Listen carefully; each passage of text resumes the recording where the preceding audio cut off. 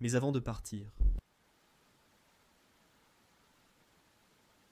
L'autre, et c'est la pensée époustouflante que j'ai eue quand et c'est pourquoi j'ai commencé cette session, en rappelant ce post que j'ai écrit où j'ai dit que le monde a besoin de plus d'artistes et de moins d'Elon Musk et de Travis Kalanick.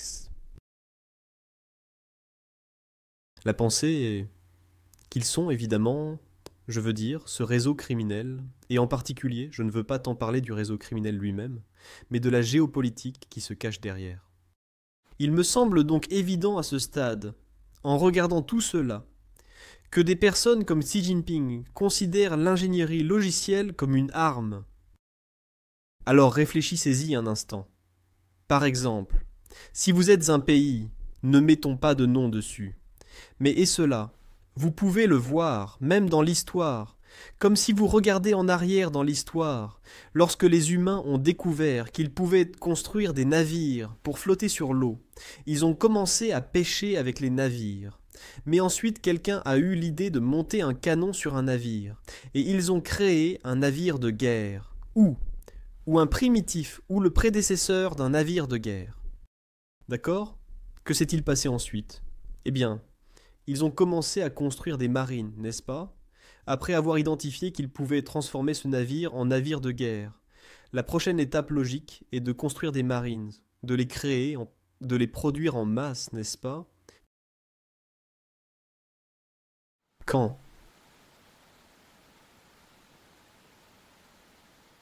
Les réactions atomiques ont été découvertes par les humains. Et ils ont découvert qu'ils pouvaient produire de l'énergie à partir des atomes. Qu'est-ce qui s'est passé ensuite? Quelqu'un a eu l'idée d'en faire une arme. Et après cela, que s'est-il passé ensuite? La prolifération atomique. Différents pays ont commencé à en produire en masse. Là où je veux en venir, c'est que puisqu'ils ont réalisé qu'ils pouvaient utiliser la technologie comme une arme pour nous asservir tous, la prochaine étape logique est de créer une armée de développeurs de logiciels. Et je suppose, je n'ai pas de visibilité sur les programmes éducatifs de la Chine, mais je suppose que c'est ce qu'ils font. Ils créent une armée d'ingénieurs logiciels pour mener cette bataille pendant les 50 prochaines années. Et dans le monde occidental, nous ne faisons pas cela. Nous ne donnons pas la priorité à l'ingénierie logicielle dans nos systèmes éducatifs. Nous sommes donc dans une situation où l'adversaire crée une armée, et a probablement déjà une armée. C'est pourquoi vous voyez l'industrie informatique aux États-Unis, dominée par des ingénieurs chinois, russes et indiens. Et il n'y a pratiquement pas d'Américains ou d'Hispaniques chez Google, je peux vous le dire. Parce que j'y ai travaillé. Tout le monde était indien, chinois ou russe. J'étais dans la recherche Google. Je pense que j'étais le seul à être hispanique. Même pas vénézuélien, mais hispanique.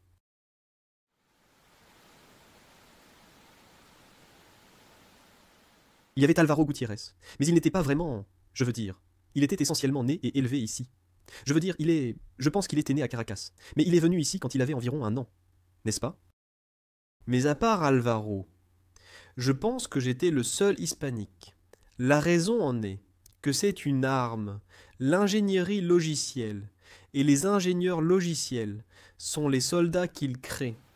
Et donc, nous sommes dans une situation où l'adversaire a une armée, et nous n'avons pas d'armée. C'est pourquoi quand j'ai réalisé cela, ce matin, en voyant les bigrammes, j'ai compris cette intuition que j'avais quand j'ai dit « il faut combiner le FBI avec des gens de la recherche Google ». C'est ce que je voulais dire. C'est que vous avez besoin d'une armée d'ingénieurs logiciels pour combattre cela. Et vous en aurez besoin pour les 50 ou 100 prochaines années. Et nous ferions mieux de commencer à la créer maintenant. Parce que sinon, ils vont tous nous asservir avec ça. C'est inévitable. Même si nous démantelons ce réseau aujourd'hui, s'ils ont 100 fois plus d'ingénieurs logiciels que le reste du monde, ils le referont de manière plus sophistiquée. C'est une pensée terrifiante, vraiment. Réfléchissez-y. Eh bien, merci beaucoup pour votre temps. Et je ne veux pas vous effrayer, mais je pense que c'est une conversation qui doit avoir lieu. comme comment nos systèmes éducatifs s'adaptent à cela. Parce que c'est une arme. Alors que toute la planète est occupée à former des soldats à tirer des armes, eux forment leurs soldats à écrire du code. Ils mènent une bataille complètement différente et nous ne le savons même pas.